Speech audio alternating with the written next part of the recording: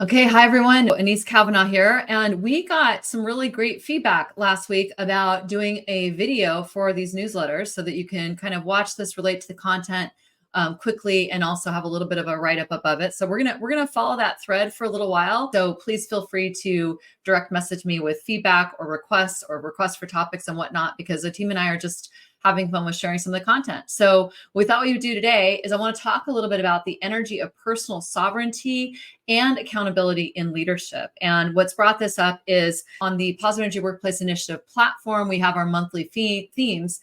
And this month's theme is all about personal accountability, a leadership mindset, and really owning your leadership and what that entails. And on yesterday's Make It Happen Monday, which is something we do every single Monday for our members, we got into the conversation of what are the energetics of really holding your space? What are the energetics of really coming from a place of total ownership for your experience, ownership and accountability for your experience? So I'm going to offer you just a couple things to think about this week. I'll give you two scenarios. One scenario is you have somebody who is constantly late to your meeting. So this is the scenario. It's an overall scenario.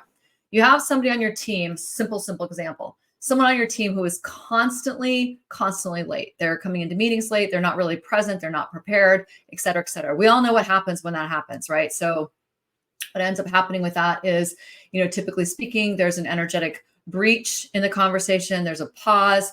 You're going to feel the energy of the room often go down, even if people aren't aware of what's actually happening, because people, if they're honest, they're probably a little bit frustrated. They're feeling a little bit disrespected. They're feeling annoyed by what's happening. And so when somebody is consistently late, there's going to be an energetic impact on the room, not to mention the impact of having to repeat whatever important information might have just come up, the impact of that person not having all the information, the impact of the additional meetings that may need to be scheduled because you guys all started off with a lack of time integrity and you started off with the energetic dynamics of contraction. So that's the scenario. Now, there are two ways to deal with this. One is you're coming from a place of personal sovereignty and accountability, even as the person in the room holding space. So we're not even talking about George or Georgette, the person who is late. One way is you're holding personal sovereignty and accountability for yourself and for George or Georgette.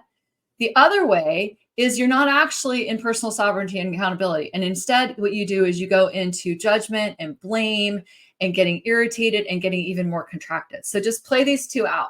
So personal sovereignty, let's call this Julie. Julie is coming from a place of personal sovereignty and accountability, which means she is in command of her energetic state. She's in command of her space, what I think of as our space, our leadership space.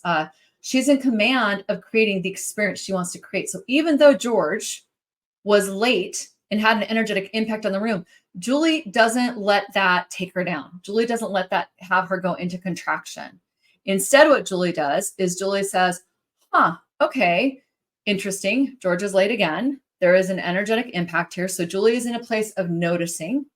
And then Julie starts to notice, okay, what can I do to actually make this situation better? So what is the feedback I need to give George? How can I hold George more accountable? What might I need to name as a team that we're just not naming because we continue to pretend like this doesn't happen? It doesn't create an impact, which we see all the time. So Julie is staying in the place of holding her space, not matching the lower vibration in the room or of George, and instead owns her experience. And in owning her experience, she looks at George and says, hey, George, I'm noticing that you've been late the last couple of meetings. Here's the energetic impact. Here's the impact that has on our meeting. I have a request for you. How can we help you be on time more often? Is there something that's getting in the way of you being on time? Now, that conversation can go a lot of different ways, but essentially you get my point.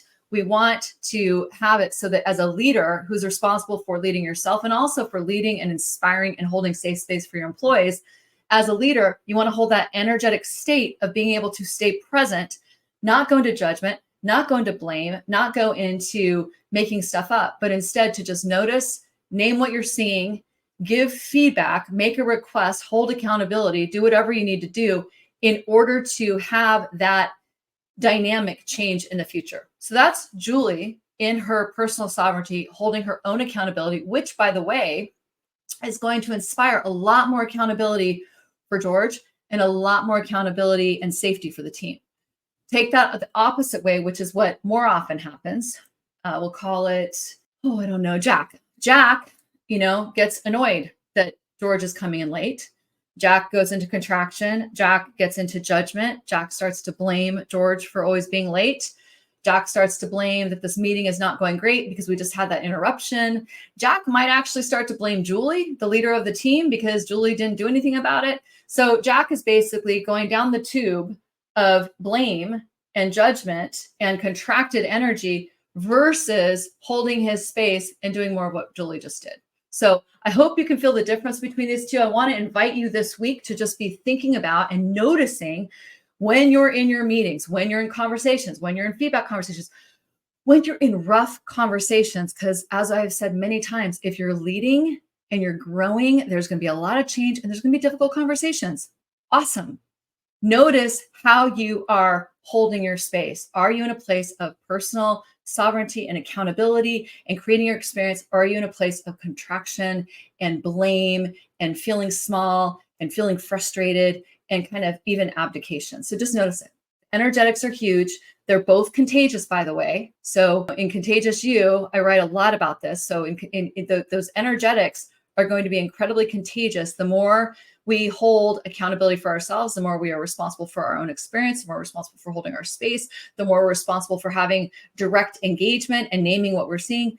That's contagious. The more we invite that in other people, just like the opposite way. So play with this week, see how it feels. Let me know in the comments, what do you notice for yourself? And we're going to leave it at that. So if you're interested in more, reach out to my team. We are so excited because we have just refined some of our core offerings in the way we're working with companies now. So it's really, really incredibly simple, giving you the best of IEP Pure so you can really build your positive energy workplace and so that you can create the kind of leadership and accountability and energy in your organization that you want. So reach out. Happy to talk about that. We've got executive forums coming up. We've got another one coming up on the 23rd of May. Jenny and I are going to be doing a special discussion around what you need to be paying attention to if you're starting to pay attention to energy in your organization. So please feel free to join us for that one. That one's going to be webinar style, and we're going to have a great time. So we'll talk to you very, very soon. And of course, you can always contact us here too. Okay, take care. Bye.